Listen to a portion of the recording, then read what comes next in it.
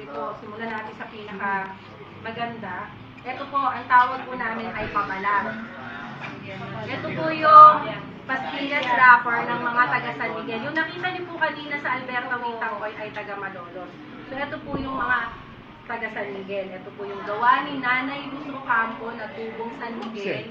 Pero napakarami po sa bayan nila Sir Joey. At ang maganda po, bawat artist po na pabalat nila ay may sari-sariling disenyo.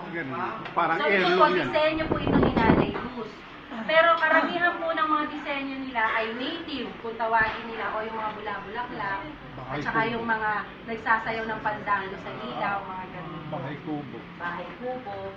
So ito po, meron silang padron, tapos po tinatrace nila, tsaka po nila ito ginugupit ng masinsi na masinsi. Ito po yung klase ng padron ni Nanay Luz, tapos po ganyan niya po siya ginugupit.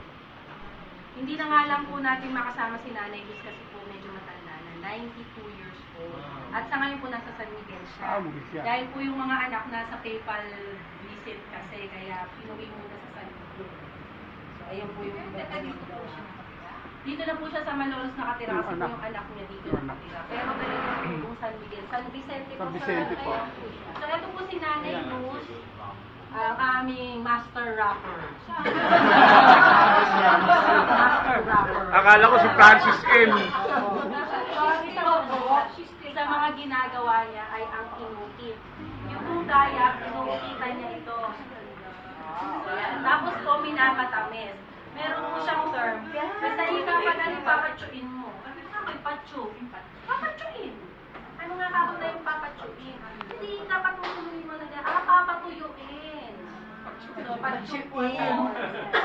Papatuyuin eh, patsuin. So, ito po yung ano niya. Pag hindi po sa patsu ito ginawa, o hindi po ito, hindi po siya transparent. So, kaya ingat na ingat siya din sa kanyang patsu.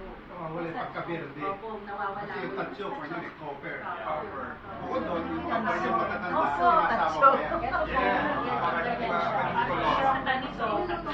ito po, daya pa niya ito. Ngayon, marami pa rin daya pa niya, makakayaya pa niya. So, ito po, yung po kanyang pang-carve ay tadyang ng payong. Siya lang po ang gumawa. Tadyang ng payong. Yung payong ng payong. Siya lang po ang huminang-hinang nun.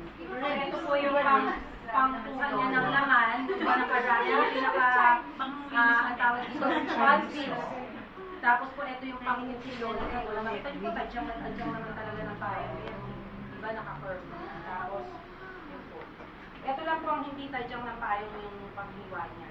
Pero sabi niya siya, so ito po yung ibang mga disenyo. So pag dinisignan po niya yon, tatanggalin niya yung pulp bit sa loob, tapos huhugasan po yung hugasan, 3 araw yata yung babad, hugas, Very hanggang so maging clear yung water. Tapos po, pag clear na yung water, ito na po yung, ano na po yung mamamatamisin sa asukal. So, ganyan siya. Opo, bali-balat na lang po ang natitira sa kanya. Yung pinakaran. Opo, yung isang ganun, parang